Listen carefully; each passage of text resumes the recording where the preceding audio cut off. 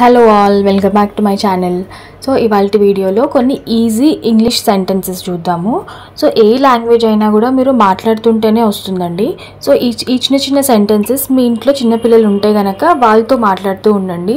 So మాట్లాడుతూ ఉంటే మీకు అది ఈజీగా వచ్చేస్తుంది అనమాట. సో ఇవాళ కొన్ని సెంటెన్సెస్ చూద్దాము.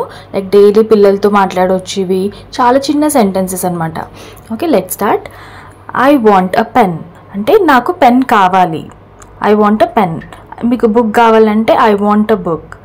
నాకు బుక్ కావాలి. లెట్స్ గో, పద వెళ్దాం. కమ్ హియర్, ఇటు రా. కమ్ విత్ మీ, నాతో రా. ఒకవేళ మీరు ఒకరికంటే ఎక్కువ మందితో మాట్లాడుతున్నా కూడా కమ్ విత్ మీ అనొచ్చు. ఐ యామ్ కమింగ్, నేను వస్తున్నాను.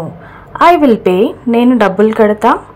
మీరు ఎక్కడికైనా వెళ్ళారు ఎవరితో అన్నా, సో మీరు పే చేయాలనుకుంటున్నారు, అట్లాంటప్పుడు I will pay. SIT on the chair, కుర్చీ పైన కూర్చో. టేక్ ఇట్, ఇది తీసుకో. డోంట్ గో దేర్, అక్కడకు వెళ్ళకు. డోంట్ టచ్, ముట్టుకోకు. డోంట్ క్రై, ఏడవకు. షో మీ, నాకు చూపించు. అంటే ఏదైనా పేపర్ చూపించమని అడిగితే షో మీ ద పేపర్, నాకు పేపర్ చూపించు. Show me the book.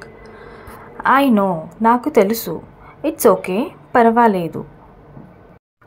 Don't shout, అరవకు. సో ఇలాంటి చిన్న చిన్న సెంటెన్సెస్ని మీరు డైలీ ప్రాక్టీస్ చేస్తూ ఉంటే మీకు ఈజీగా వచ్చేస్తుంది.